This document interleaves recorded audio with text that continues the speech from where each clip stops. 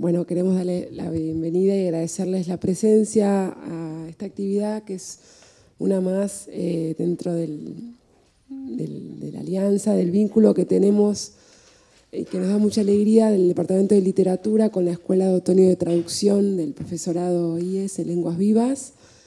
Estas actividades empezaron en el 2018 a partir de la residencia de escritores del museo, vínculo con Estela y Lucía, que gentilmente nos invitaron a participar y a pensar actividades en conjunto.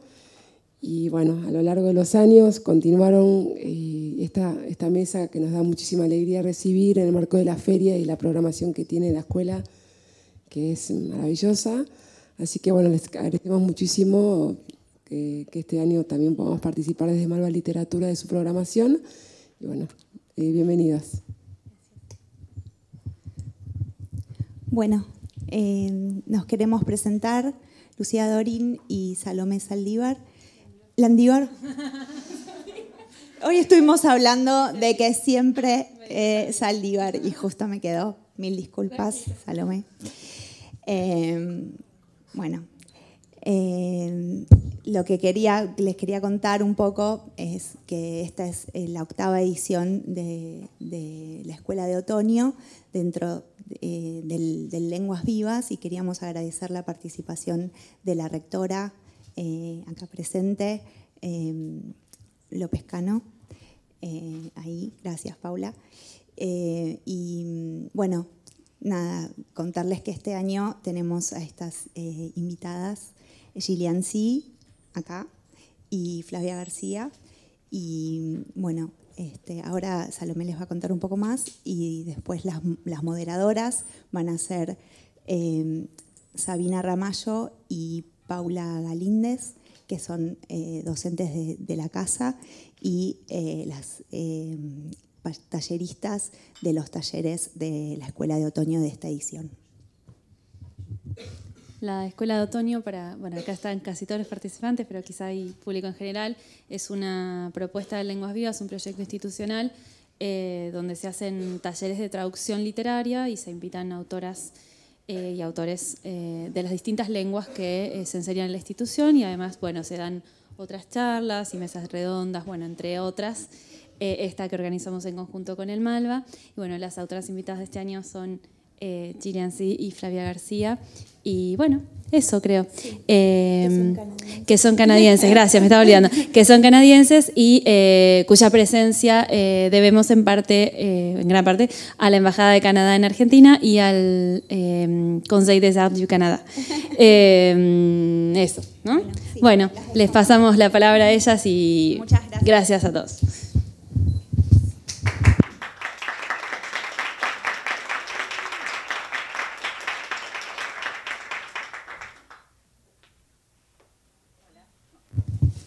Hola, ¿se me escucha? Bien. Bueno, vamos a empezar con esta mesa redonda en la que vamos a hablar un poco de algunas cuestiones que tienen en común la poética de Flavia García y Gillian C. Tenemos preparadas con Sabi algunas preguntas para hacerles, para que nos cuenten un poco más sobre cómo hacen poesía, cómo piensan su poesía, desde qué lugar escriben, cómo eligen sus imágenes. Bueno, ya iremos a eso. ¿Empiezo nomás? ¿Yes? Okay. Bueno. Gillian, en Quiet Night Think, vos reflexionás sobre tu ascendencia china desde distintos puntos de vista. Hablás sobre cultura y tradiciones chinas y también contás cómo esa cultura y esas tradiciones te llegan a vos. Cómo las vivís, cómo te relacionás con el chino, que fue la lengua materna de tus padres. Y bueno, por otro lado, Flavia, vos ponés en tensión, de alguna manera, tus dos culturas, la cultura canadiense y la cultura argentina. Y las pasás por tu lente personal y las llevas al francés, vos que en realidad naciste acá en Argentina.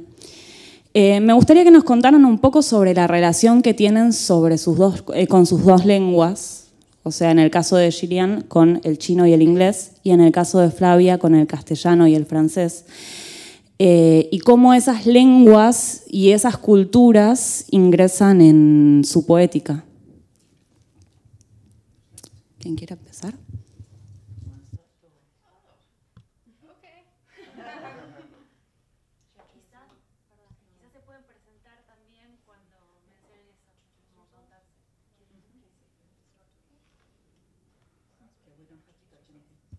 Yeah, there.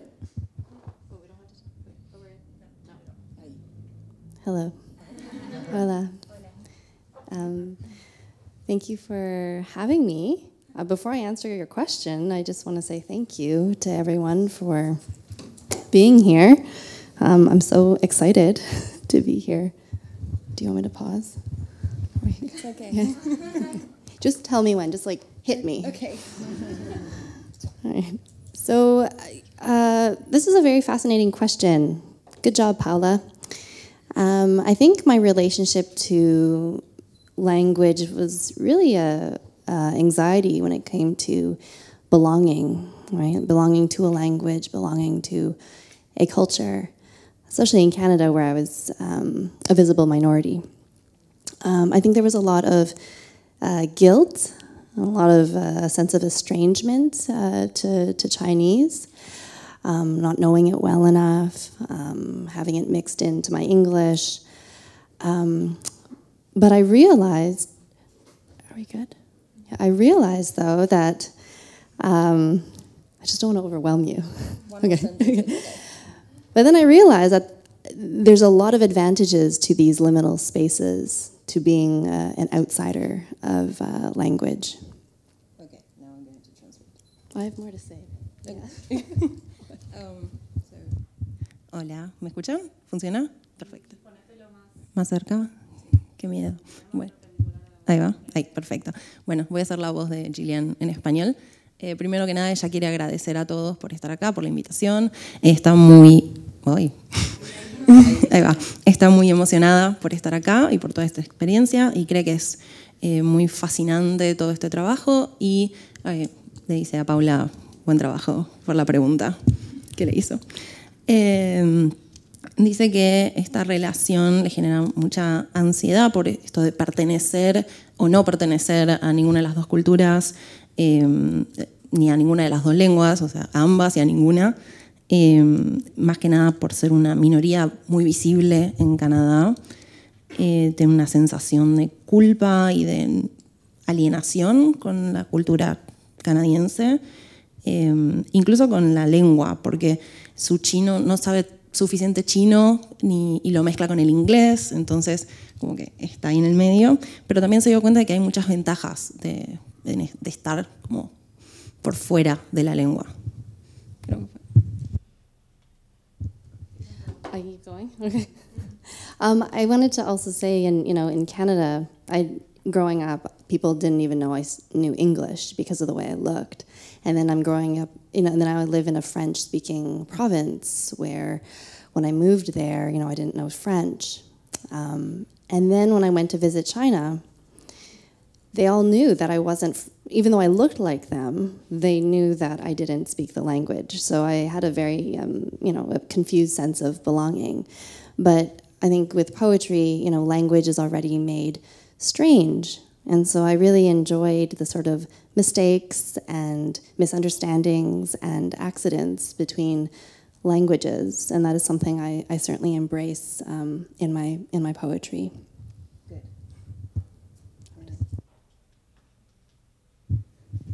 Bien. Bueno, que creciendo en Canadá, ella muchas veces pensaban que ella ni siquiera hablaba inglés por cómo se veía y que cuando se mudó a la provincia francesa de Montreal, tampoco ella sabía francés, entonces estaba como, no creen que sé inglés. Pero cuando fue a visitar China, se veía igual a todos, o sea, ya no era una minoría visible, sino que se veía igual a todos, pero ellos sabían que no era de China. Que no hablaba chino normalmente, pero que con la poesía encontró que el lenguaje es algo ya de por sí en la poesía el lenguaje es algo extraño, y empezó a disfrutar de estos errores y de estos como desencuentros en las lenguas.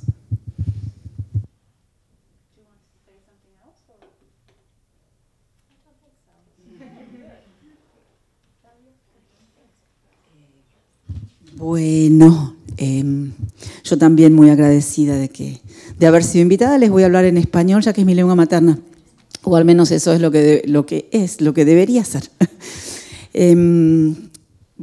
Por supuesto, muchas gracias a Lenguas por haberme invitado, y también a la Embajada Canadiense que nos permitió estar aquí hoy.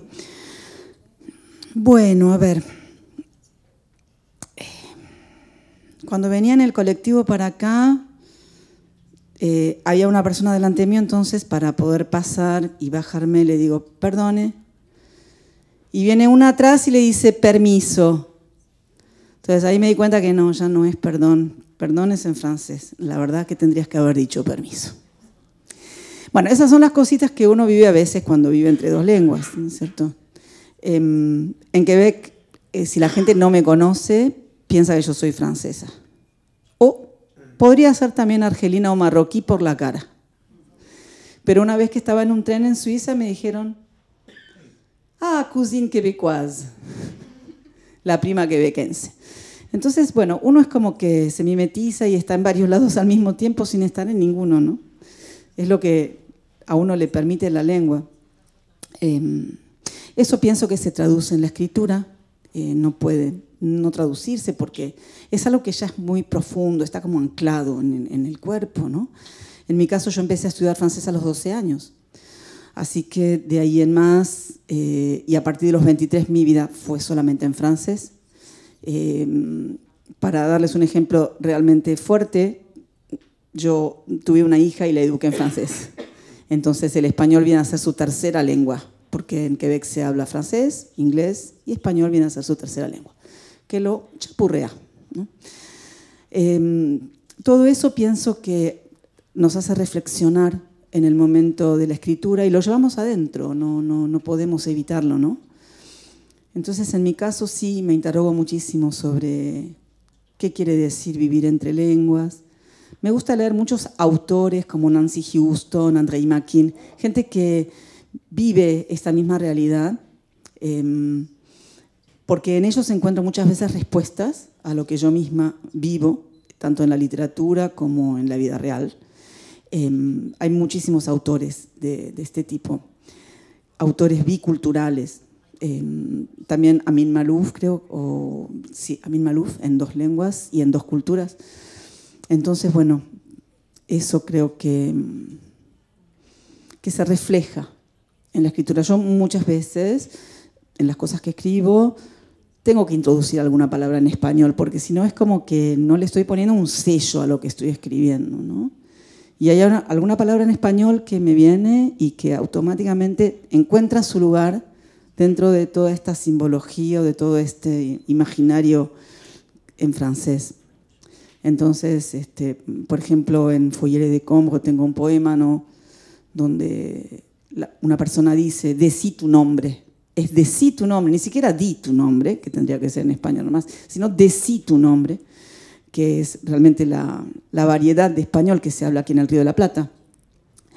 Y eso para mí es importante, que esté presente en mi literatura. Bueno, creo que por ahora es eso.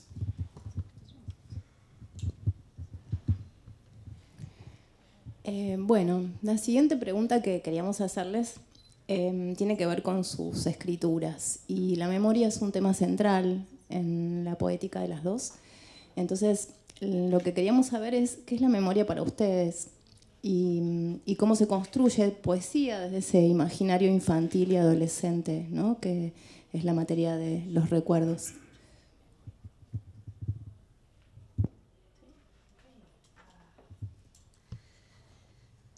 So poetry for me is a way to archive, to record. I think often we think about, why do we write to begin with? I think it's, when I think of even just the basics of a story, when I teach, the short story, for example, what we want to see in every good short story is change. I think we're always going through changes, but not very many of us actually pause to, to record them. Sorry. So poetry, I was mentioning this to Paula, it is a slow art because I think it requires this sort of reflection on these questions. Why are we remembering something? Why do we choose to forget something? It's a way to kind of revisit the past and understand how we got from one point to another. And so for me, poetry is often just sort of keeping a record of something, to connect with someone else, to say, this happened and it was important to me. I think that's really what I think that's what all writers are really doing. Bien. Para Gillian la poesía es una manera de tomar registros, o sea, de registrar y de archivar las cosas, el pasado, y se pregunta por qué escribimos, por qué escribir. Y cuando ella enseña los cuentos cortos, ella cree que los cuentos se hacen porque queremos ver un cambio y que mucha gente experimenta cambios, pero no hace la pausa para registrar esos cambios. Y que la poesía es un arte lento, es una manera de reflexionar, de hacerse preguntas, de preguntarnos por qué recordamos cosas, por qué nos olvidamos de las cosas. Es una manera de revisitar ese pasado, de pensar cómo fuimos de un punto al otro, y es una manera de conectarnos con otras personas y registrar lo que vivimos.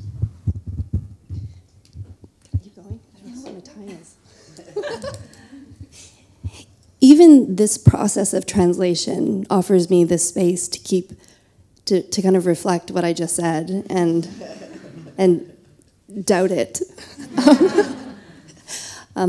But also, I mean, record keeping. When I was in China, I don't come from a family of artists or writers, and so they could. My family was seeing me write and journal and record, and one of my aunts, she said, "This is very important. This is a way to keep memory alive for all of us." And I felt like the act of writing was very important in that moment. My brother always jokes that it seems like I live life twice. He says, because you experience things, but then you kind of return to it and you write about it again. So maybe that's what writing is, just living again.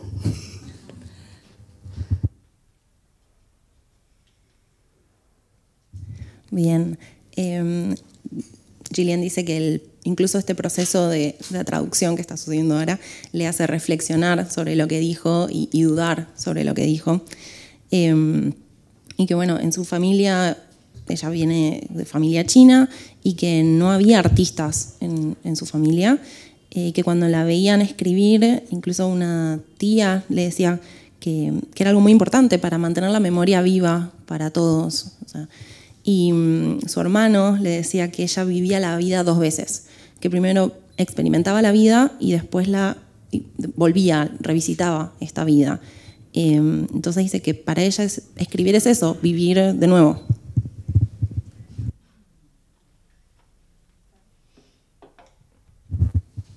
Bueno, es una pregunta sobre la memoria, habría muchísimas cosas que decir sobre la memoria.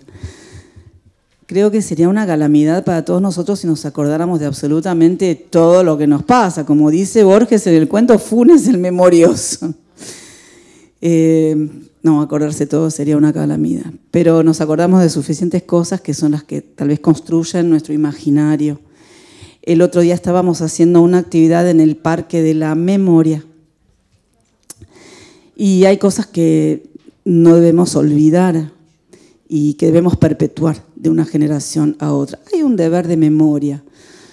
También ese deber de memoria que tal vez existe en lo colectivo, también puede existir en lo personal. Es decir, una suerte de fidelidad hacia sí mismo.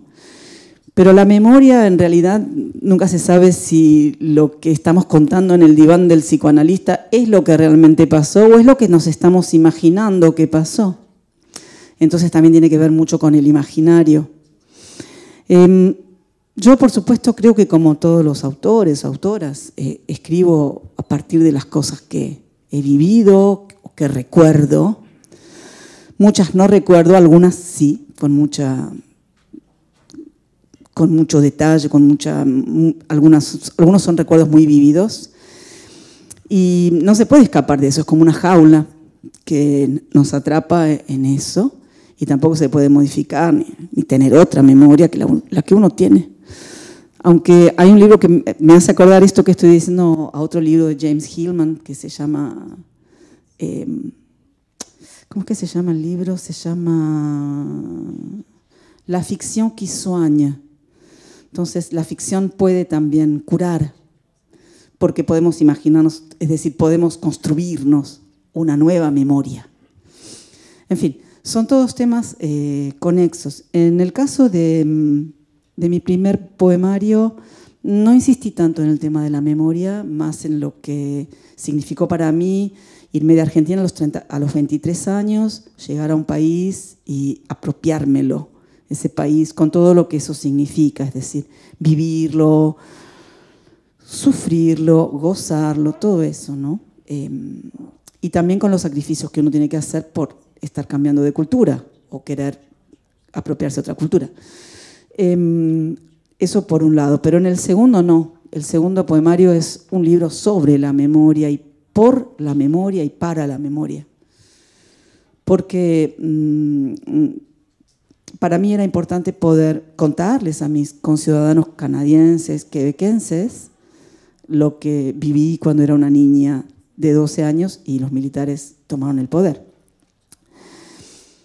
Por otro lado, pienso que la lengua francesa me protegió porque en el momento, todo sucedió el mismo año, que fue un año para mí muy importante, que es el año de mis 12 años, el 76, donde los militares toman el poder y al mismo tiempo yo empiezo a estudiar una lengua. Todo eso sucedió al mismo tiempo. Y de ahí en más yo supe que el francés iba a ser un refugio para mí, que era muy importante que yo pudiera refugiarme en esa lengua. Y de hecho lo hice, porque yo digamos que de manera muy sutil me iba a la biblioteca de la Alianza Francesa y podía leer todos los autores que quisiera, mientras no los leyera en español, porque estaban prohibidos en Buenos Aires. Entonces yo no tenía problema de leer ni a Sartre, ni a Beauvoir, ni a ninguno de ellos, cuando tuve el nivel de lengua suficiente para poder leerlos.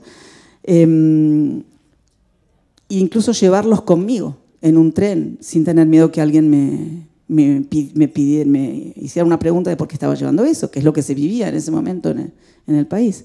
Entonces siempre el francés se presentó para mí como un refugio y desde ahí se construyó algo que por supuesto tiene que ver con el recuerdo y la memoria. Ahora que soy un poco más grande, por supuesto esas cosas vuelven de otra manera, amasadas por el tiempo y por las experiencias. En fin, es un tema que sería largo de desarrollar, la memoria. Y el miedo de perderla también, ¿no es cierto?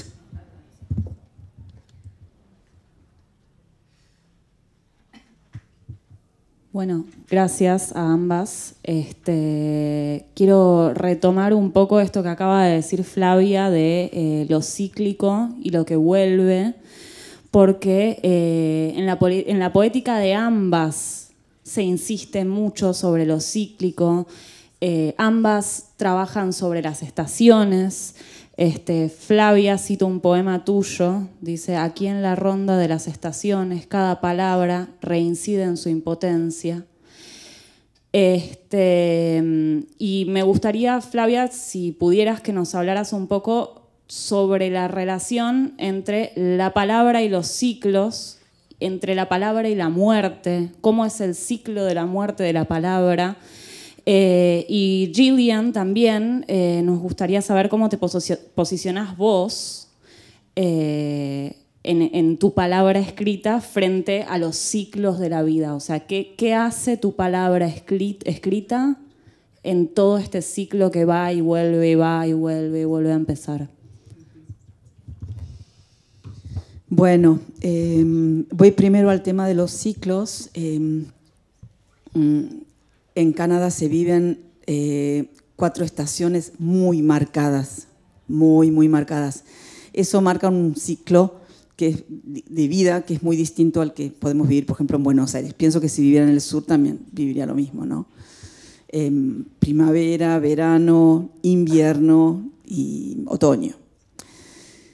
Yo tenía la costumbre de festejar mi cumpleaños en pleno verano, pero en Canadá lo festejo en pleno invierno, que es exactamente lo contrario. Por eso yo a veces en mi poética insisto en eso, ¿no? en los dos hemisferios y en ese viaje, ¿no? Muchas veces cuando tengo que viajar digo, pero si estoy dándole la vuelta prácticamente al globo para poder ir del otro lado, ¿no? Por ejemplo, yo hablo de la Grand Ours, de la Osa Mayor y también de la Cruz del Sur, que son las constelaciones que se pueden ver desde Canadá, de las que se pueden ver de aquí. En fin, para mí eso me marca algún tipo de ritmo y también tiene que ver con los ciclos de la vida. Entonces eso es por lo del ciclo. Pero habías hecho otra parte, la otra parte de tu pregunta tenía que ver con la muerte y la palabra, creo. Sí, Sí. ¿cómo se posiciona la palabra o la palabra poética frente a estos ciclos y bueno, al ciclo de la muerte y de la vida? Bueno, esa es una pregunta intimidante. La verdad que no sé quién podría llegar a contestarla. Pido disculpas. Sí, la verdad que es una pregunta difícil. Pienso, lo único que sé es que mientras escribo estoy viviendo, ¿no? Me ha tocado de cerca tener que vivir duelos de gente muy querida y tener que interrogarme sobre estas cosas, ¿no? Yo pienso que la palabra nos inscribe en el mundo, entonces ahí quedó anclada, ¿no? Y el día que no esté va a estar mi palabra. Bueno, quedará en algún lado, en alguna biblioteca alguien se acordará, algo quedará. En la memoria. En la memoria, exactamente. Si es que alguien se acuerda. Si no, podrán ir a alguna biblioteca virtual, no sé, digital, y buscar algo. Pero bueno, es una pregunta difícil de contestar. La verdad que tendría que reflexionar un poco antes de darte una respuesta. La muerte y la palabra. Sin embargo, es una figura que se presenta muchísimo en poesía, ¿no? Los poetas todos estamos obsesionados con la muerte, cómo será mi muerte, el momento de mi muerte, etcétera, etcétera. Pienso que nos atraviesa constantemente. Y la poesía es una manera de hacernos sentir la vida todavía más vida, porque al reflexionar sobre la muerte, vos también estás reflexionando sobre la vida automáticamente. Entonces, eso te hace sentir aún más vivo. O sea, es como que te da una vitalidad la poesía. Y en lo que decía Gillian también, de esos intersticios donde la palabra puede venir a esconderse o puede venir a revelar algo. Estoy totalmente de acuerdo con lo que decía, que la poesía es un arte lento, donde las cosas se hacen de a poco y hay espacios que van quedando en esos intersticios, se va metiendo la palabra, se va metiendo el sentido de lo que uno quiere decir. Y eso probablemente tenga que ver con la muerte, que también yo me la imagino como algo lento, en un momento, en una época donde se vive a una velocidad vertiginosa. La poesía viene a calmar los ánimos, a decir, bueno, tómate tu tiempo, ¿no? Así que creo que va por ahí. Pero la pregunta de la muerte realmente está difícil.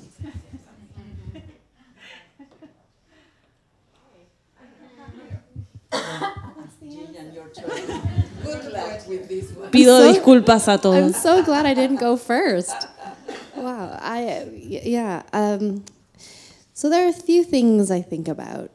How do we organize time? Which is a fascinating concept to share with my own young children, telling them that the week is separated into days, that the weeks come back again, that the months come back again. And that's probably why nature features in my work, is exactly what Flavia says. There are these seasons. We can see it in the world around us. We also know that even though the time looks like this, you know, on a calendar or even on a watch, it's really like this, and that's it. But in poetry, we can time travel.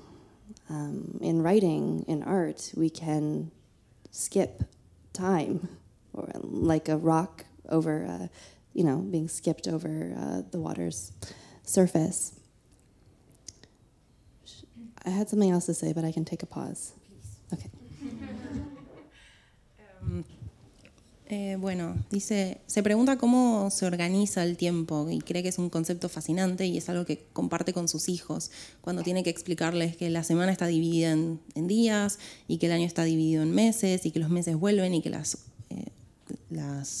estaciones vuelven, y por eso las estaciones y la naturaleza aparecen mucho en su poesía, porque es algo que vuelve. Y si bien nosotros pensamos el tiempo como algo redondo, como un reloj, en realidad el tiempo va para adelante, y que en la poesía podemos viajar en el tiempo, y tanto en la escritura como en el arte podemos saltear el tiempo también, como saltamos las piedritas en un río.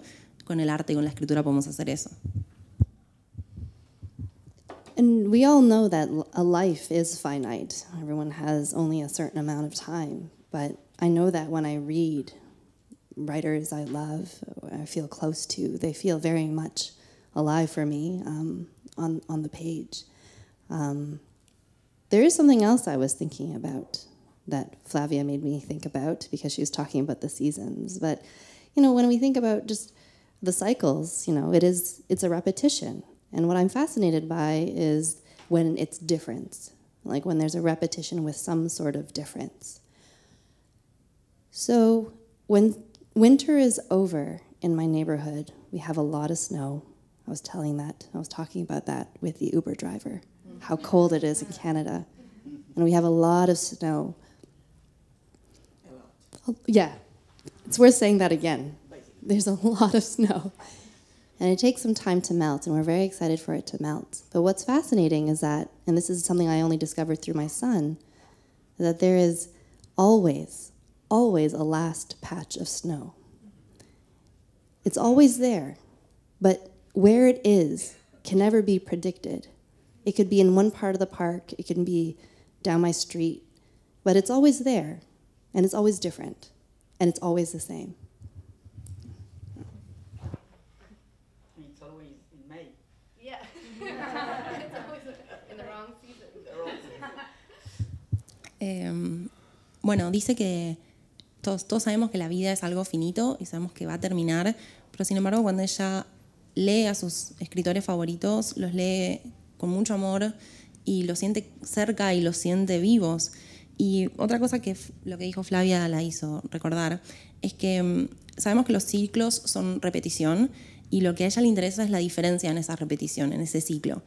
En Canadá, cuando termina el invierno, hay mucha nieve, y hace énfasis en que hay mucha nieve, y es algo que estaba hablando con el chofer de Uber hace un ratito, y que le decía que hay mucho frío y mucha nieve, y que cuando empieza a derretirse esa nieve es algo que los emociona mucho, y que su hijo le hizo darse cuenta de que siempre, por más nieve que haya, hay un último pedacito de nieve, un último como espacio donde se queda la nieve, y es el último pedazo que se derrite, y que lo que es impredecible es dónde va a estar ese pedazo. Como que siempre hay un último pedacito, pero nunca se sabe dónde va a estar, si en el parque, si en el jardín, si cerca del lago, o en la calle.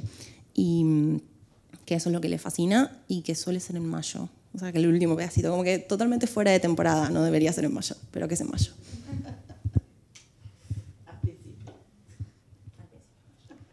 Gracias. No, nada, solo un comentario, que me encantaron sus respuestas. Siempre siento que todas las respuestas en general son preguntas cuando se habla de escritura. Entonces, no esperaba una respuesta cerrada, pero me resulta muy interesante que ambas hablaron un poco de lo que permanece y de lo que se va. Y esto que dice Gillian, de que siempre son iguales y siempre son diferentes, que de alguna manera siento que de eso se trata un poco la poesía, de encontrar la individualidad en esas cosas universales. Y dicho esto, pasamos a una pregunta un poco más concreta sobre las imágenes que ustedes eligen para su poesía. Bueno, además de la memoria y además de los ciclos, en la poesía de las dos aparecen muchas imágenes sobre la noche y sobre la luna también. Flavia, en un poema vos decís, vuelo sin otro cuerpo que la noche. Y Gillian, vos por tu parte también hablas de sentarse dentro de la luna.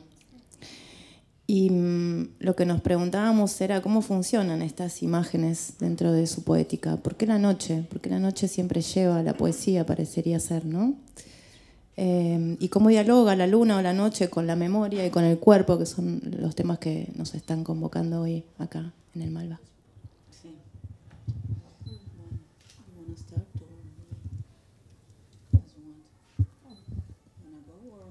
I'll go.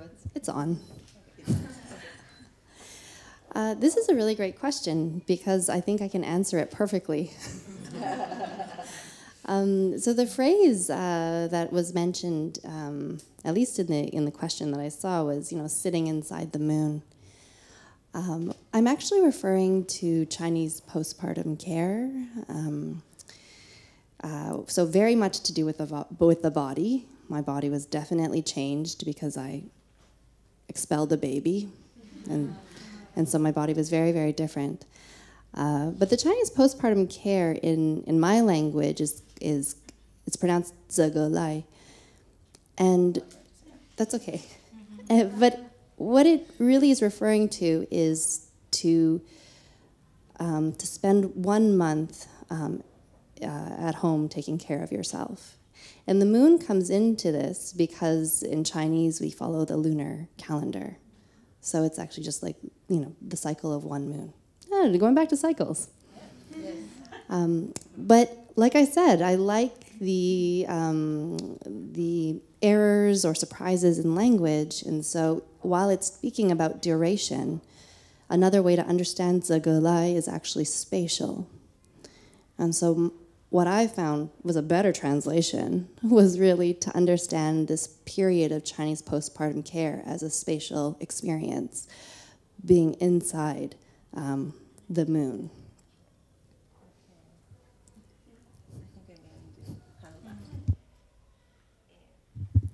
Bien. Primero que nada dice que es una buena pregunta y que cree que la puede contestar, a diferencia de la anterior. Y que esta frase en particular que habla de sentarse dentro de la luna, se refiere a un dicho y una frase china que se refiere al cuidado posparto chino. Y que cuando ella tuvo un bebé y que su cuerpo cambió totalmente, por lo cual esta frase está muy relacionada con el cuerpo, y que ella, expulsó a un bebé, con lo cual cambió totalmente. Y que esta frase del cuidado posparto se refiere a pasar un mes en la casa cuidándose, y que en el calendario chino un mes está guiado por los ciclos lunares, con lo cual sería un mes lunar, y que le interesa mucho esto de los errores y de las sorpresas en el lenguaje, que encontró esta palabra en chino, que no la voy a pronunciar, sorry, que también está relacionado con lo espacial. Entonces no solamente la casa, que se refiere a este carácter chino que se refiere al cuidado en la casa, sino que también está relacionado con la pureza del cuidado posparto dentro, y se relaciona también con la luna, este carácter. There are a number of rules to Chinese postpartum care. So I wasn't allowed to eat certain foods because it was the wrong kind of energy. I wasn't allowed to go outside. I couldn't even stand near a window where there could be a breeze. I wasn't able to, very traditionally, you're not even supposed to wash your hair. I also wasn't allowed to read. I couldn't do anything that could strain my eyes because my body was already weak after having a baby. And so it did, and I was also confined within the house. So it was an experience that was temporal and spatial. I had major questions also about, who I was as a writer, if I couldn't read and write, and who I was also as a new mother, because I was brand new. and a completely new experience. Bueno, el cuidado posparto chino tiene muchas reglas que hay que seguir. Por ejemplo, hay ciertas comidas que no se pueden comer porque tienen una energía que no es la adecuada. No podía ir afuera de la casa, no podía acercarse a una ventana en caso de que haya una brisa. Incluso los más tradicionales no se pueden lavar el pelo. Ella tampoco podía leer porque no podía forzar la vista, ya que su cuerpo estaba suficientemente cansado y estaba totalmente confinada a la casa. Y fue toda una experiencia temporal y espacial que la hizo preguntarse y cuestionarse cómo era ella como escritora, y ya que no podía ni leer ni escribir, y cuestionarse también quién era ella como madre, ya que recién acaba de tener un bebé. And just to finish, as to why the night and the moon is so important, just in general, I think it's probably because I'm a bit of a romantic. There's that. And these are like classical, poetic images. But also the demands at night are not very many. You're supposed to sleep. And when you sleep, you dream. And that is also art. So I think that's a good time, to write. I think many people do write at nighttime. And I think many people dream at nighttime. Bueno, y volviendo a por qué usa tanto la luna, porque bueno, al fin y al cabo es una romántica y que todos los poemas y los escritores clásicos utilizan a la luna, y que la noche en general no demanda mucho. En general a la noche uno duerme, pero también uno sueña, y soñar es una especie de arte, y que bueno, la noche muchos escritores eligen escribir a la noche porque es un buen momento para escribir, pero también para dormir.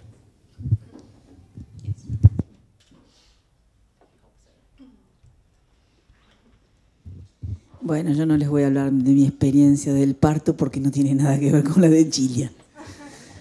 En lo cultural va, sino que al lado mío me tocó compartir la habitación con una señora china justamente, y yo decía, pero ¿cómo puede ser que ella coma todos estos manjares y a mí no me traigan nada? Yo lo veía así. Bueno, nada, es una anécdota. Pienso que la noche... para mí es importante poder escribir tal vez durante la noche, y voy a ir un poquito a lo que decía Gillian, es decir, estás más cerca del sueño. Durante el día no pasa nada, en realidad durante el día no pasa nada, es decir, pasa de todo pero no pasa nada, pero cuando no hay luz, hay más silencio, uno puede estar como más receptivo a ciertas cosas que pasan si uno les presta atención. Y cuanto más entra la noche, más estas cosas se agigantan. Las imágenes se vuelven más grandes, más poderosas. Es como un universo de fantasmas, en cierta manera. Y eso puede nutrir de manera muy especial la escritura.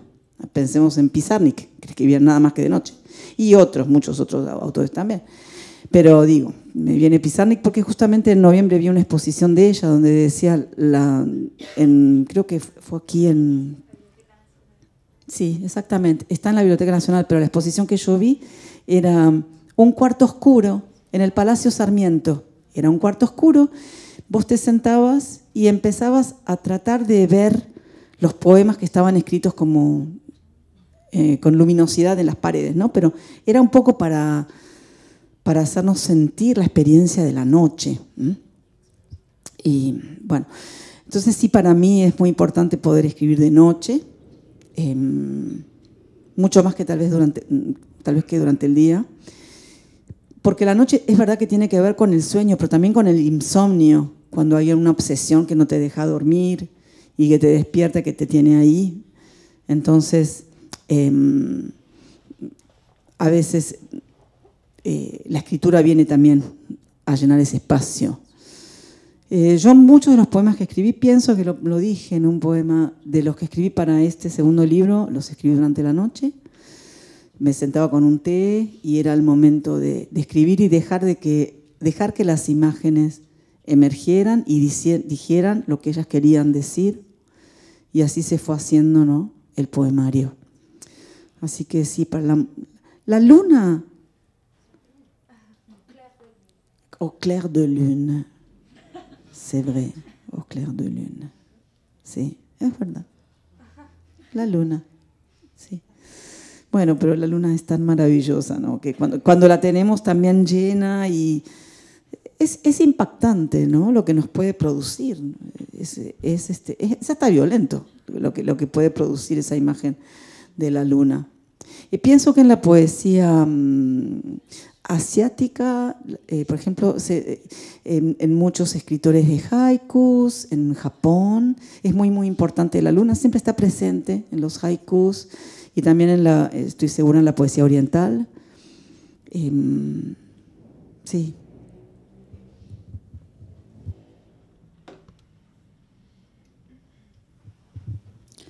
Gracias, chicas. Pensando un poco en esta movilización que dijiste de la luna, pienso en las imágenes de movimiento que hay en sus poesías y pienso específicamente en los pájaros, en las migraciones de los pájaros. Gillian, vos escribís, por ejemplo, en tu poema Instructions, hay quienes aún buscan la lluvia en los cuervos. Y bueno, vos, Flavia, también traes esta imagen de la migración de los pájaros en uno de tus poemas. Y pensando también que el tema de la migración las toca tan de cerca a ambas, bueno, a Gillian por su familia, a vos, Flavia, por vos en persona. Quería saber si podían contarnos un poco de ese movimiento que sucede dentro de su poesía, si sienten que su poesía es una poesía de alguna manera del movimiento y de la migración. Y bueno, nada, que nos hablen un poco de eso. Bueno, a ver, para mí los pájaros sí es muy importante. El pájaro, ¿no es cierto? Vos el día que ves pasar el último pájaro y cerraste el agua de tu jardín, sabés que se terminó el verano y que el pájaro no vuelve hasta dentro de 5 meses. Vos lo ves pasar, o sea, lo ves pasar adelante de tu ventana o adelante tuyo, es así, ¿no? Es muy, muy impactante eso y por supuesto es imposible prácticamente no hacer la conexión con uno mismo, ¿no? El que se fue de su país, el que fue un pájaro que se fue, pájaro que voló. Me acuerdo que, bueno, yo tampoco vengo de una familia ni de literatos ni de universitarios, creo que soy la primera universitaria de mi familia, pero de un padre que tuvo bastante sensibilidad como para escribirme en un libro que me regaló cuando me fui. Me escribió una dedicatoria que la inventó él, supongo que no la sacó de ningún lado. Mi padre tenía 3er grado de escuela primaria. Y escribió lo siguiente: no envidio a las aves que vuelan donde quieren, envidio a los árboles que mueren donde nacen. Bueno, me escribió eso, yo me fui con esa frase, fue lo que él me escribió. Para mí es muy importante. Entonces, ¿cómo no sentirme un pájaro en algún momento, ¿no? Y con esto de los pájaros que van y vienen, porque también como los ves irse, los ves llegar con alegría. Y cuando los ves llegar, decir, bueno, ya está, ya fue, ya se terminó el invierno, ahí vienen los pájaros. Y ahora empieza nuevamente la vida. Y aparte porque salen también de sus refugios, los que han pasado el invierno, porque algunos pasan el invierno allá, aunque no lo crean. Y cuando los árboles están desnudos, lo único que se ven en los árboles son los nidos de los pájaros. Los ves y decís, pero ¿no te estás muriendo de frío allá adentro? Y bueno, parece que no, porque ahí siguen viviendo y bueno, vuelven. Y con alegría, ese gozo, ese cantar de los pájaros, ¿no? Esa cosa tan hermosa que tienen los pájaros. Entonces pienso que sí, es una figura que está presente en mi poética, el pájaro. Creo que va a seguir estando presente y tal vez tomando distintas formas, ¿no? Pero por ahí va la cosa. Perdón, interesante también lo que traes de esto de que los pájaros cuando van, después vuelven, que también creo que tiene que ver mucho con tu experiencia personal. Sí, ellos van y vuelven, ¿no? Yo no sé si voy y vuelvo. O sea, sé que fui. Que volví, no sé. ¿No? Todavía me estoy haciendo la pregunta. A veces digo, me gustaría pasar más tiempo en Buenos Aires, pero también digo, tal vez no me gustaría pasar más tiempo en Buenos Aires. Es algo raro. Sería más sencillo si fuéramos como los pájaros, que vamos y volvemos. Aparte no necesitan visa, ni pasan por aduana, ni nada de eso. Y son mucho más libres, ¿no es cierto?, en lo que hacen. Pero sí, eso es maravilloso. Pero también nos hace acordar a todas estos movimientos de poblaciones que existen en todo el mundo desde tiempos inmemoriales, porque no es de ahora que esto existe, ¿no? O sea, todas las poblaciones que se han movido de un lado a otro, o que han movido, y algunos pájaros pues son más rebeldes que otros y quieren volver. Me hace acordar a la historia de los acadienses en Quebec, no en Quebec, sino en New Brunswick. Es una provincia del Atlántico canadiense, New Brunswick. Es una provincia bilingüe. Y la historia cuenta que cuando llegaron los ingleses, eso era una colonia francesa, reunieron a los hombres de alguna manera y los mandaron a todos a New Orleans en barco. Y las mujeres se quedaron solas en Acadia. Eso es, por supuesto, para asimilar. Nosotros fue en la época de la colonización. Bueno, estos hombres, como pájaros migratorios, volvieron, pero les llevó más de 20 años porque volvieron caminando desde Nueva Orleans, que está en el sur de Estados Unidos, ¿no?, en el Golfo de México.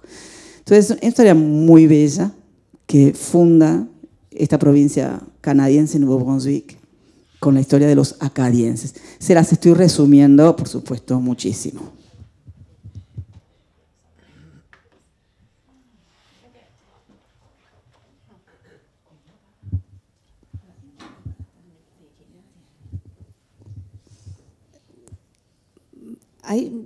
Paula,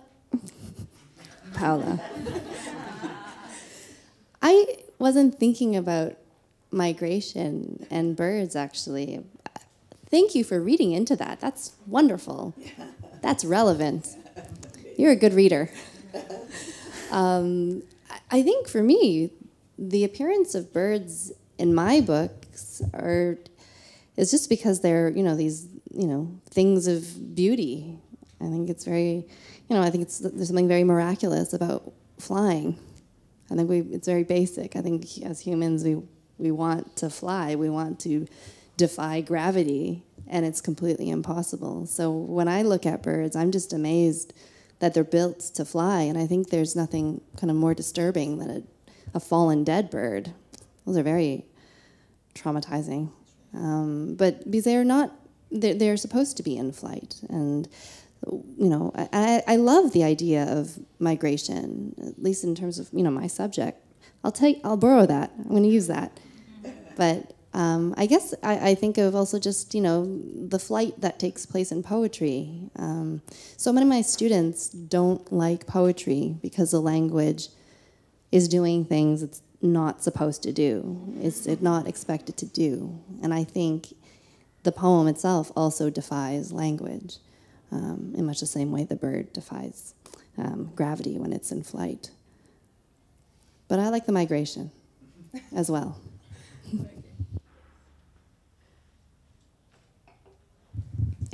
Bien. Dice que en realidad ella cuando escribió de las aves no estaba pensando en la migración, sino que escribió de las aves porque le parecía algo hermoso, pero que agradece a Pau por ser tan buena lectora y entender eso en sus poemas. Y dice que cuando ella ve a las aves volar, siente que es un milagro, porque ¿cómo se llama? Desafiar, gracias. Desafiar a la gravedad de esa manera, y es algo que los humanos quieren hacer todo el tiempo y que no podemos.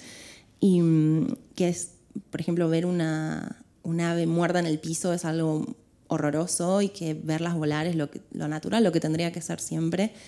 Pero que también le gusta la idea de la migración y que va a tomar esa idea para sus futuros poemas.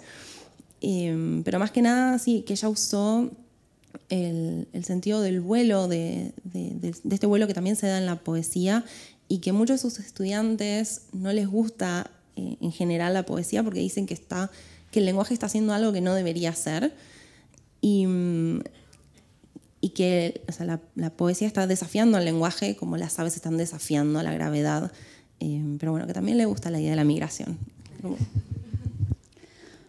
Bueno, un comentario ya para pasar a la última pregunta. Sí, esto que decía Gillian del vuelo de la poesía y de que tal vez no pensó en los árboles, en los pájaros con respecto a la migración, sino en el vuelo de la poesía. Pienso también que, bueno, en la poesía también puede ser una forma de migración, ¿cierto? Dentro del lenguaje. Y con esto le doy la palabra a Xavi. Quería hacerle una pequeña pregunta a Gillian. Sí, le quería preguntar yo, ¿ok? Porque, no sé, me parece que es como evidente, ¿no? Yo nací en el sur, me fui a vivir al norte. Y la migración, pues, sucede de esa manera. Los pájaros van de norte a sur y de sur a norte. Entonces, tal vez este fenómeno se dé menos con el este y el oeste, que tendría que ver con China, en ese caso.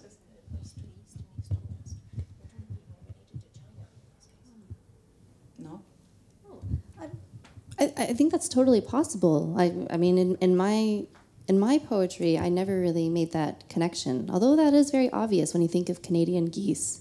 There's huge flocks. They always head south every year. But that wasn't something I was bringing into, at least not consciously. Mm-hmm. So that's why I'm so thankful that you discovered that. Yeah, it's a nice little accident. I do think, birds are a sign of place. There's so many places with national birds. People care about them. I was in Sao Paulo, waiting to come here, freaking out over the urubus, the vultures. Everyone thought I was kind of nuts. Yeah, but I've never seen a bird that big, just flying. It was so beautiful. Even though the English word is not so beautiful, vulture, but the bird is so big and unbelievable. That's what I'm going to say about birds. Bueno, que ella nunca hizo esa conexión en su poesía con la migración, pero cree que es una muy buena lectura y que es muy posible que también suceda de este a oeste, pero nunca lo pensó. Y que ahora estuvo hace poco en San Pablo cuando estaba viniendo para acá y ella estaba muy emocionada porque había un buitre volando y ella como, hay una ave muy grande que está volando y nadie le daba pelota y ella estaba como, ¿qué está? Es un ave y ella y ella muy emocionada y también reflexiona un poco sobre cómo las aves son también como símbolos de lugares. O sea, hay muchos países que tienen aves nacionales.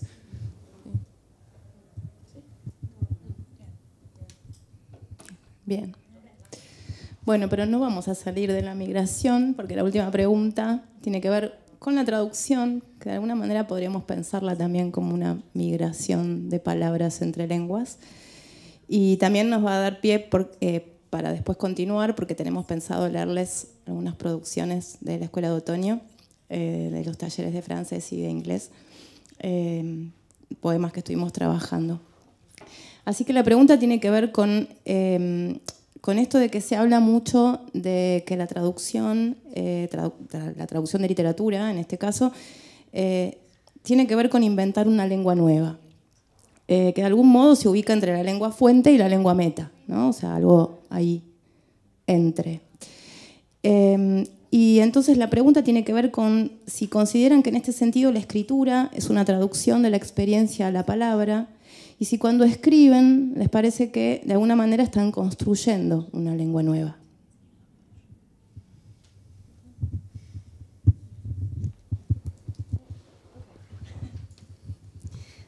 I feel like I'm talking longer because you're doing this for me, so I feel like I'm taking twice the time. Yeah, okay. Okay. Absolutely. I think, you know, when I'm writing about my own experience, I think my best creative writing teacher, one of the things she said is that when you're writing a poem and it's based on your life or it's based on your experiences, that's fine. But what you really want to do is really find that single line of connection to another reader. Nobody reads poetry passively. They're always active. And I think, you know, even though our experiences, we all know this, languages cannot map onto each other perfectly, similarly with experience. And so I might have this one big experience, but really if I can find that one single line of connection to a reader, that's really what I want to achieve. I myself am fascinated by the process of translation, just because of the loss, but also the gains. I had this wonderful experience reading Madame Bovary in English. I read the first half with one translated edition. It was very old, and it was very sad. And then I misplaced the book. So I picked up another translation of Madame Bovary, and the second half was far funnier. It was very funny. I don't even really know if Flaubert was being funny. It'll remain a mystery to me, but the experience of these two translations was fascinating just because I was reading one whole book.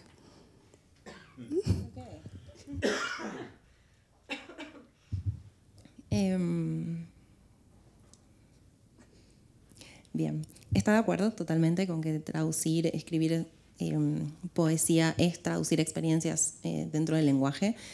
Y su maestra favorita siempre le decía que está muy bien escribir poesía desde lo que uno vive y lo que uno experimenta, pero que hay que encontrar esta línea de conexión con el lector. Y que los que leen poesía no suelen leer de manera pasiva, sino de manera activa. Y que las dos lenguas no se solapan exactamente una sobre otra, sino que hay diferencias, y que si ella puede encontrar esta línea de conexión con aunque sea un lector, ella va a estar feliz, y que encuentra totalmente fascinante el proceso de la traducción, y que las pérdidas y las ganancias ahí va, de la traducción. Que por ejemplo estuvo leyendo Madame Bovary hace poco en inglés, y la primera mitad la leyó de una traducción que era muy vieja y le parecía muy triste, pero que a la mitad del libro lo perdió y que consiguió otro libro con otra traducción y que le pareció muy divertido. Y ella se preguntaba si Flaubert realmente quería ser tan divertido en Madame Bovary o si era parte de la traducción, y que para ella también esto de leer un libro entero pero que eran dos mitades le pareció una experiencia súper interesante.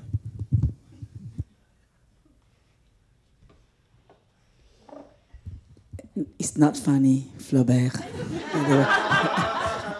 I was so confused. By the way. Because the second translator made it funny for me, and I don't know. Because I read it in French, which okay, no translation. So, well, okay.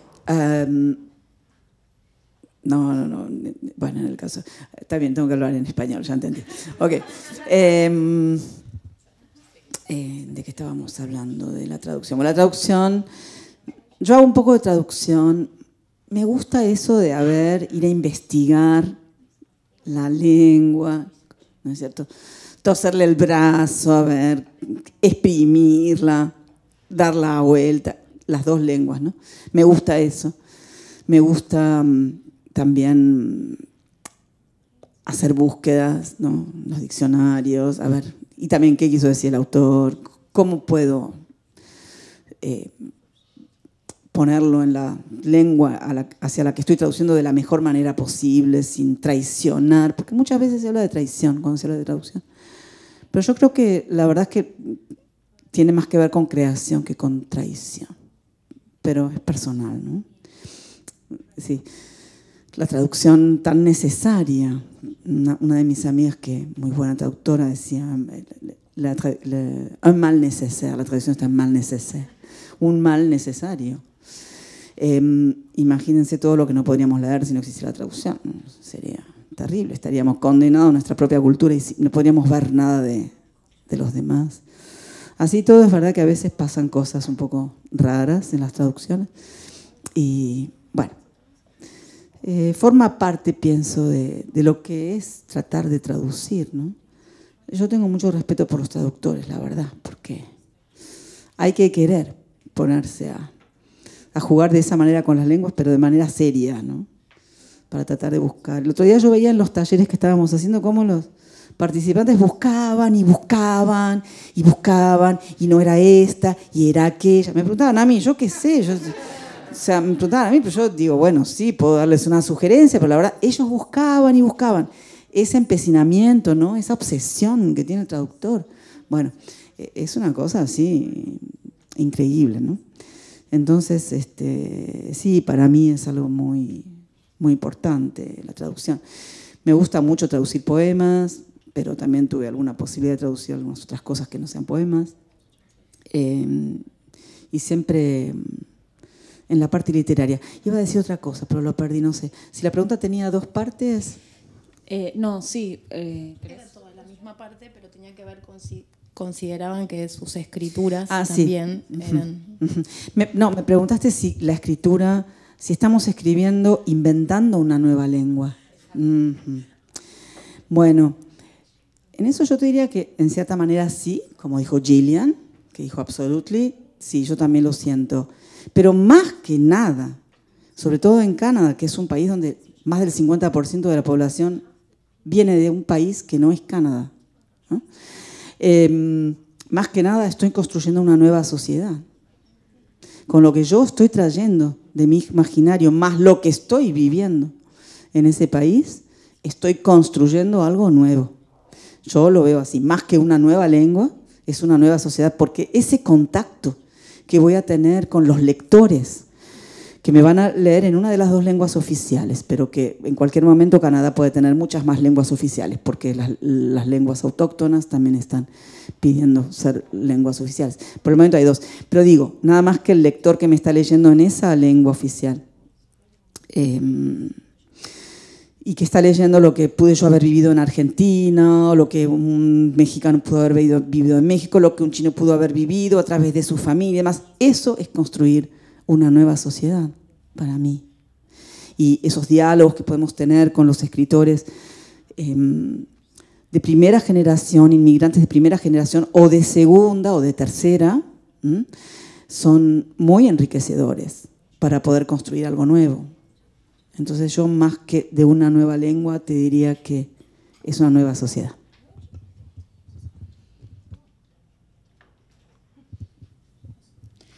Bueno, muchas gracias a ambas.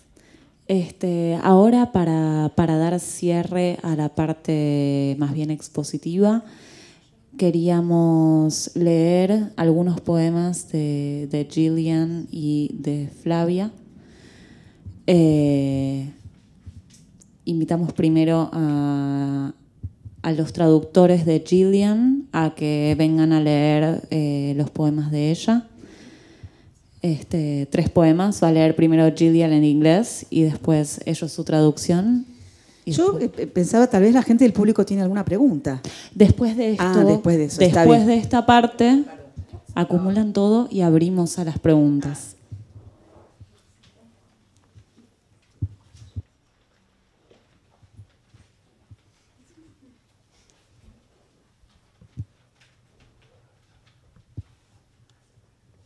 Instructions, shall we? Okay, or just boom, boom, boom, boom, 3 of them in a row? One. Okay. So instructions. Sí, mejor que no. Yeah, una foto, Va a acoplar ahí. Cool. Okay.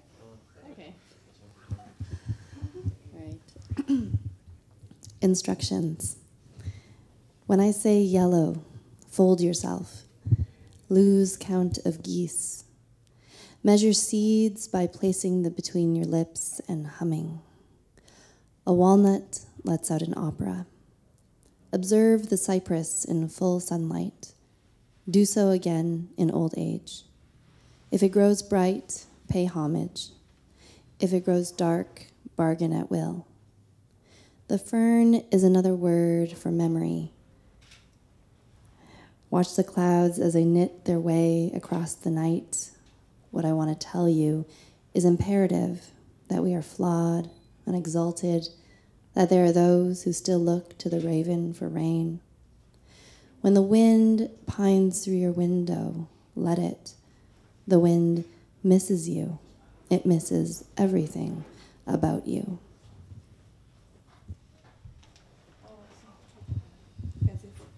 ¿Se escucha? Instrucciones. Seguido amarillo, plegate, perdé la cuenta de los gansos, medí entre tus labios las semillas y tarareá. Una nuez entona una ópera, observá el ciprés al sol y así de nuevo en la vejez. Si se ilumina, rendíle homenaje, si se oscurece, mejor regateá.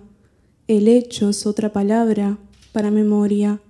Mirá cómo las nubes entretejen su camino a través de la noche.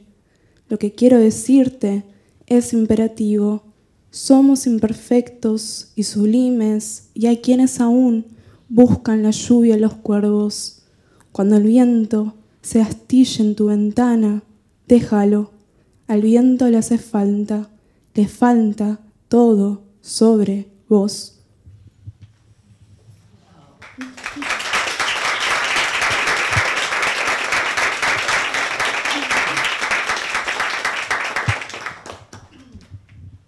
Fauna. Somewhere it unravels, lands furled upon moss, snagged in the spider's web, or sits dewed upon long blades of morning. It breaks dormancy, roots and shoots to meet tinseled cheeks and the uncertain step of a fawn. At each point where cygnets touch nest, touch water, or horns graze birch and brush, is a whisper that flits forward, glow upon glow, affirming what's buried beneath. No one tells you that the ark was made of light, each cubit knotted and dazzled, and while the world was daring to die from each icicle and sprig, they came two and two, in them the breath of light. Fauna. En algún lugar se desenreda, aterriza enrulada sobre musgo, enmarañada en la telaraña, o se sienta cubierta de rocío sobre largas hojas matinales. Rompe el letargo, raíza y brota para hallar píos oropelados y el paso incierto de un cervatillo. En cada punto, donde unos pichones de cisne tocan nido, tocan agua, o unos cuernos frotan el abedul y la maleza, hay un susurro que revolotea, brillo sobre brillo, afirma lo enterrado. Nadie te dice que el arca estaba hecha de luz, cada codo encandilado y hecho un nudo, y mientras el mundo se atrevía a morir, de cada ramita y carámbano entraron, de dos en dos, en ellos el suspiro de la luz.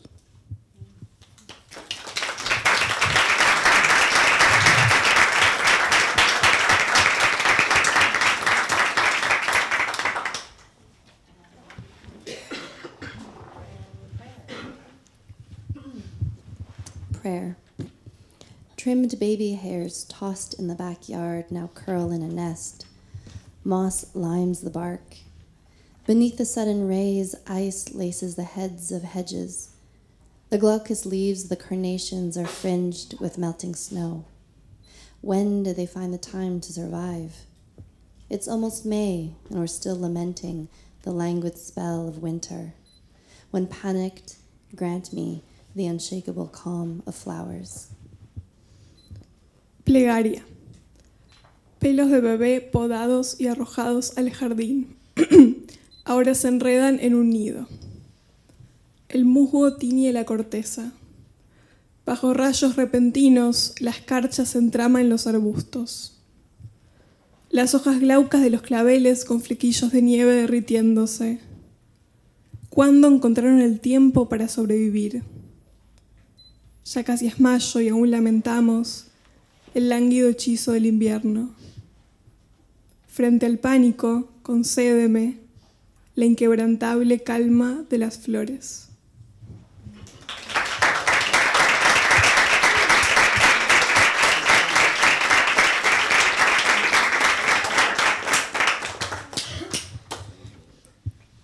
Bueno, ahora invitamos a los participantes del taller de francés y lo que vamos a leer forma parte de la actividad que hicimos el sábado en el Parque de la Memoria, que fue una actividad entre talleres y estuvimos a la tarde juntos traduciendo material que habían traducido los chicos de inglés al español de Gillian.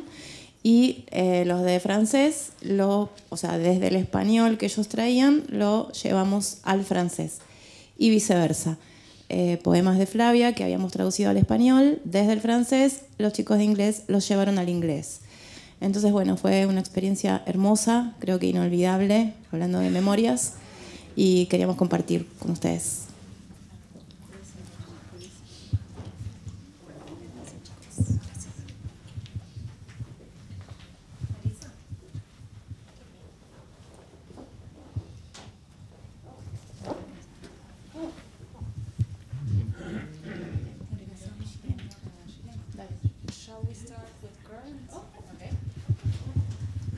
Vamos a empezar. Gillian va a leer el poema original en inglés. Después Melissa va a leer la versión en castellano. Y Gaby va a leer la versión que hicieron ellos en francés. One thing. ¿Hasta qué verso llegaron? Only until vast and slow. We only translated until vast and slow. Yeah.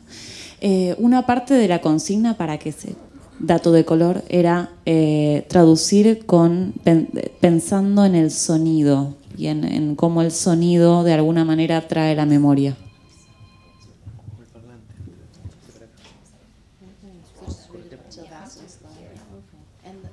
Te va a acoplar el parlante. Para acá. Current. It opens with an epigraph by Rilke, and you are ever again the wave sweeping through all things. Current. In a single gust, it seems, the leaves yellow, and one evening I find the maple bare, the last of summer burnished. The trees know no vanity. I walk around a man-made lake and tell my son that the birch kept growing just to meet him. Pay attention, the boughs sigh. It is against trees that I measure the dawning of his life as an arc of a single ring. An ocean over, a mulberry tree stands in the same spot as it did 1,200 years ago, for the most part ignored, until everything around it was replaced with stones and gods, and someone ran a hand over its surface, recognized patience vast and slow. Corriente. Y siempre volvés a ser la ola que por todas las cosas pasa. De un solo soplido parece, las hojas amarillean, y un atardecer encuentro el arce pelado, los restos del verano bruñidos. Los árboles no saben de vanidad. Camino bordeando un lago hecho a mano y le cuento a mi hijo que el abedul siguió creciendo solo para llegar a él. Presta atención, suspira la corteza. Es con los árboles que mido los albores de su vida, como el arco de un único anillo. A un océano, una morera está en el mismo lugar que hace 1200 años, casi siempre ignorada, hasta que reemplazaron todo su entorno con piedras y dioses, y alguien pasó la mano por la superficie, reconoció la paciencia, vasta y serena.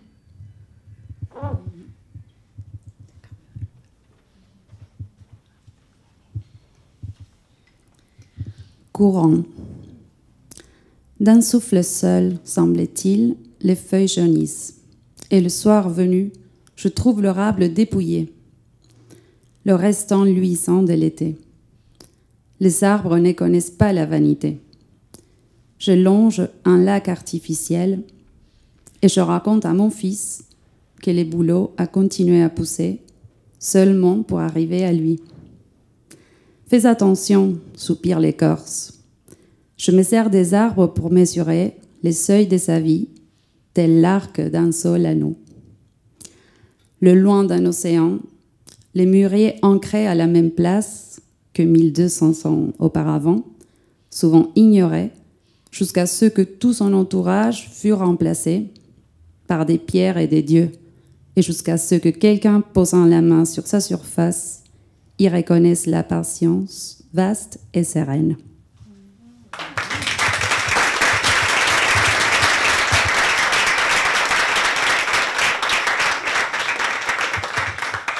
Bueno, ahora vamos a hacer el recorrido inverso. Flavia va a leer, son los poemas 42, no, 90, 41 y 92. ¿Podemos empezar con el 41? Flavia va a leer el francés original, después, ¿quién va a leer? Florencia va a leer su traducción al castellano y Silvia va a leer su versión en castellano y el 41, ¿de quién era?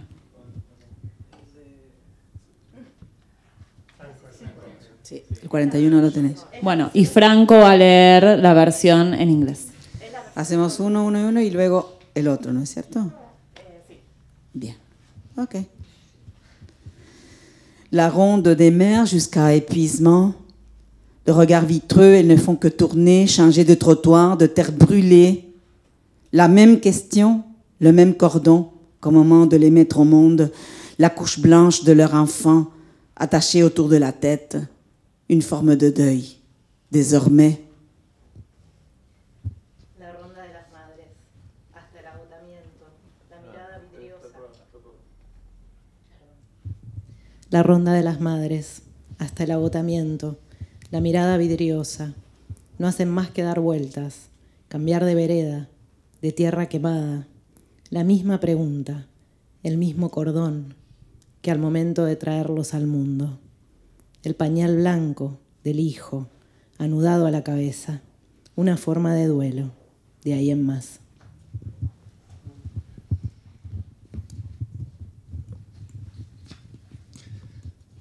The circle of madres, wearing themselves out. Eyes like mirrors, they walk round and round. Changing pavements, burned lands. The same question, the same chord as when they are brought into this world. The child's white diaper covering their heads, a way of mourning from then on.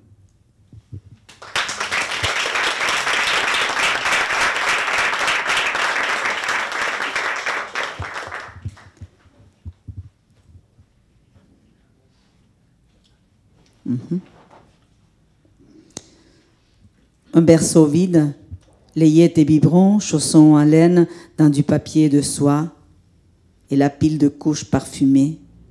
Elle attend qu'on sonne à la porte, qu'on le lui remette, emmailloté, vivant.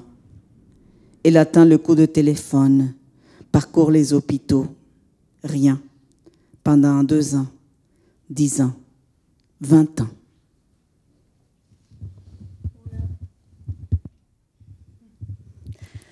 Una cuna vacía, ropita y biberón, escarpines de lana en papel de seda y la pila de pañales perfumados.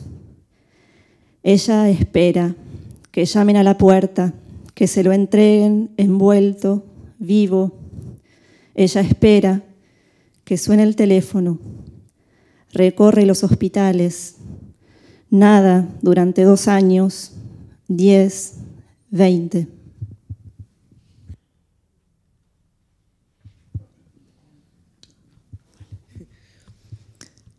An empty crib, baby bottle, woolen booties, in silk paper, diaper piles, perfumed.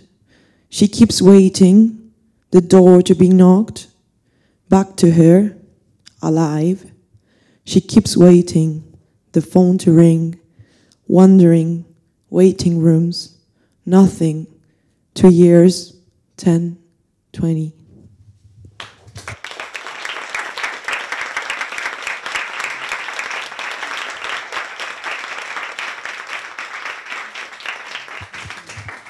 Bueno, muchas gracias.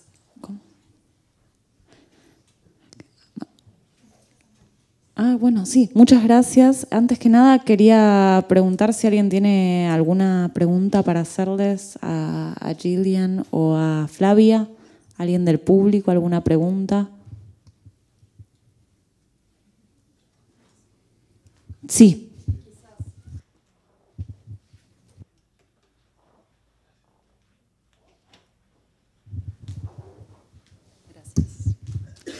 Sí, algo que no se me ocurrió preguntarles antes en las otras charlas es si quizás ya se conocían o habían coincidido en alguna actividad cultural por esos lares del norte y si surgió algo de su encuentro aquí como para hacer algo más adelante juntas.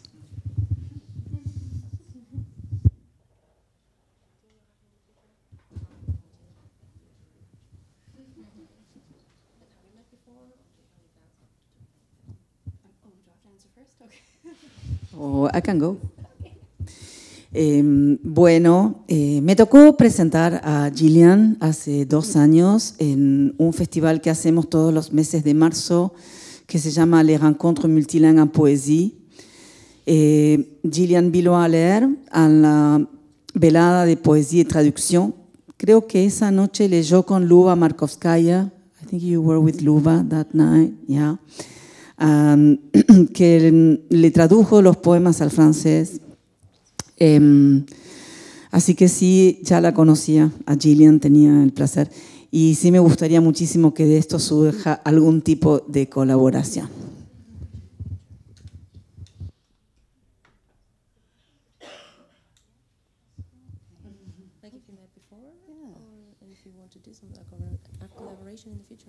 Yeah, I mean, absolutely. We've met before because she was the MC, as she said. But Quebec is very fascinating because the literary communities are quite separate. You know, the English writing community is quite separate from the French ones, and I think with Poésie Partout, they're really trying to have us kind of intermingle a bit more. And so the event that we did was actually really amazing. It was multiple languages, not just English, not just French. It was German, Chinese, Spanish, everything. It was, yeah. So hopefully that will continue. I would love that.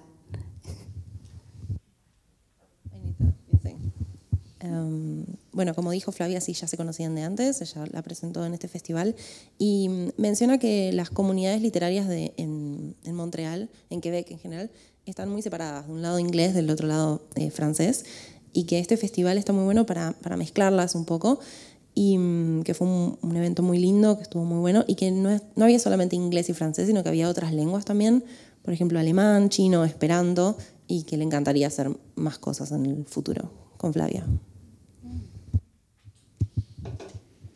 ¿Alguna otra pregunta? Sí. Hola.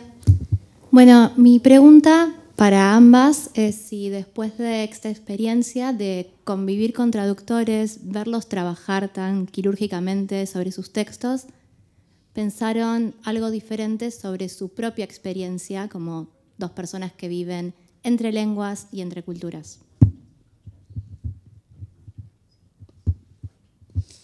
Gracias por la pregunta. Sí, porque a veces ver trabajar, yo estaba muy ansiosa de verlos trabajar porque dije, ellos seguramente van a tener un montón de respuestas que a mí ni se me ocurren, porque la lengua la tienen súper practicada, porque todo el tiempo la están practicando, leyendo y demás, y entonces la tienen ahí, en la punta de los dedos, ¿no? Y de hecho es eso lo que pasa. Todas las ocurrencias en el sentido lingüístico que pasaron, ¿no es cierto? Toda la búsqueda, toda esa investigación que hicieron es muy impresionante. Entonces, sí, algo de ese método de trabajo yo me lo estoy llevando conmigo, pero también me gustaría llevarme la experiencia de corazón de haber vivido eso con ellos, porque en mi caso yo estuve 3 días encontrándome con ellos, y realmente a mí me dejó también mucho como persona de lo que pude vivir con ellos en ese momento. Sí, como traductora tal vez, sí, también lo que tiene que ver con la literatura, pero también como persona, y eso creo que queda.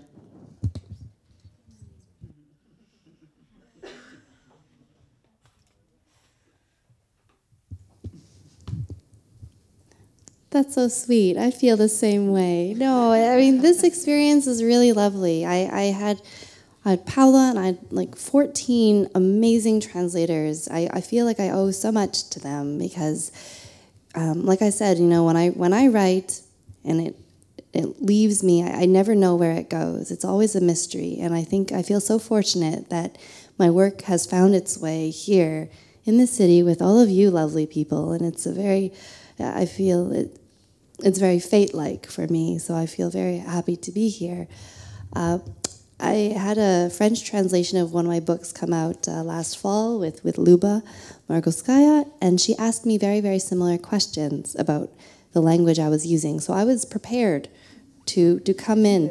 And what I find very fascinating is that even though they're different languages, I love that the translator's always looking for the textures of the word. And even those textures are different. It's a sort of different kind of tapestry. But I really feel very honored, and I really respect that sort of work, where it's beyond just meeting, but it's just the textures, the ideas, the feelings that's in a single word that they're so attentive to.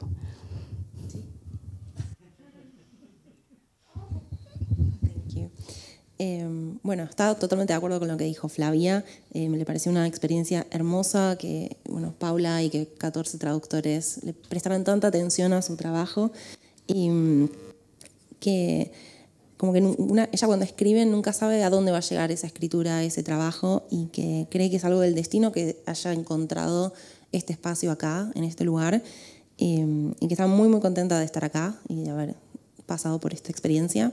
Que ella ya tuvo un libro que se tradujo al francés y entonces estaba preparada para el tipo de preguntas que le podíamos hacer, porque la traductora de francés le hizo preguntas muy parecidas sobre el lenguaje. Pero le parece muy interesante también que, aunque a pesar de que son dos lenguas diferentes, trabajan en las dos lenguas se busca esta textura, estas ideas, como un tapiz, y las dos ideas buscan lo mismo desde su postura y de su lugar, y que se siente muy honrada y que honra mucho este trabajo y que respeta mucho el trabajo que se hace por los traductores. Bueno, creo que con esto vamos cerrando.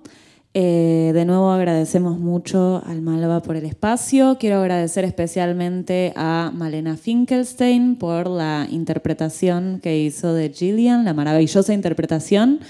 Y muchas gracias a todos por haber venido.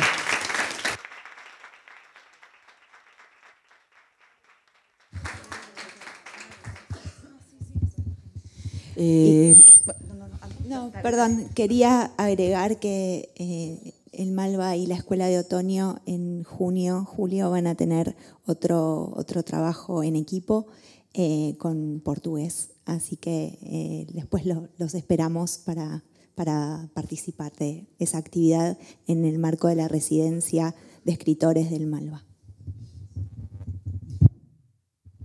Sí, bueno, muchas gracias. Sí, les quería decir que hoy en Quebec, justamente el día de hoy, estamos celebrando el día que se llama la Journée du Poème Apporté.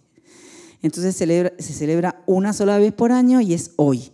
Entonces yo les traje aquí todas las tarjetas de las poesías, de los poemas que estamos regalando en todas las bibliotecas de Quebec y también en muchas partes de Canadá.